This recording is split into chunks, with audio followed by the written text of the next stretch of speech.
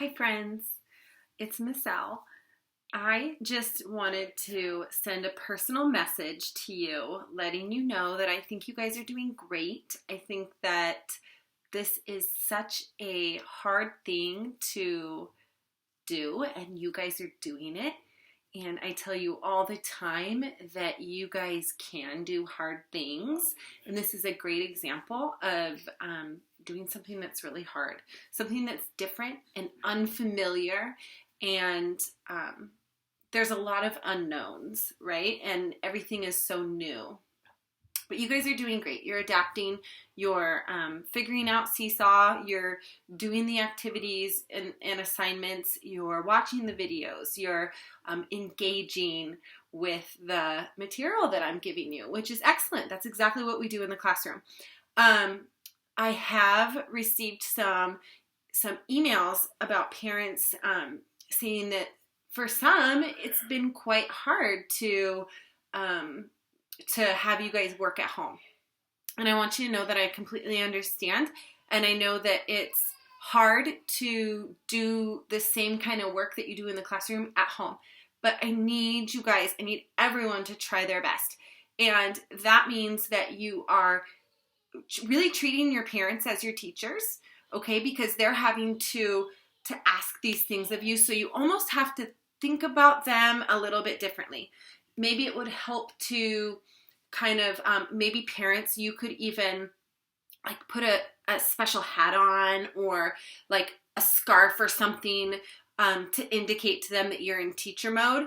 And I know that sounds silly, but it is hard to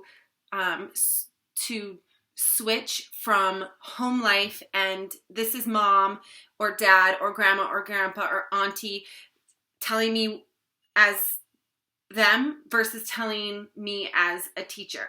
And so a physical object sometimes helps students to kind of switch that mindset. So that might help a little bit during your teaching times and when you're trying to get them to work.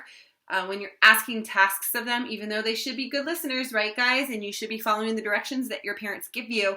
I know it's hard sometimes, but it is expected. And I expect you to be following the directions that your parents set for you and completing the tasks. And, you know, I ask you guys to do about anywhere from 20 to 35 minutes of independent reading time and independent writing time. And those are times that you are writing the entire time. During that, maybe setting a timer could help.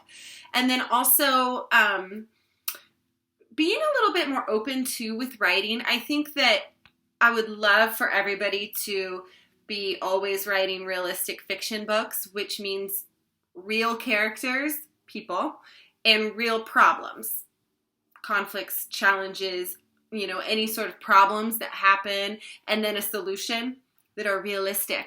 But I understand that that's not always going to be what kids write about, and that's okay. So mixing it up a little bit, especially on the work days when there's not a provided lesson for writing instruction and there's not a specific task that I'm wanting you to work on, then being a little bit more creative and doing fiction, you know, with your magical, majestic creatures and really, you know, cool, creative ideas is fine. Okay. Also writing letters to friends. That's a great, you know, organic way to practice writing.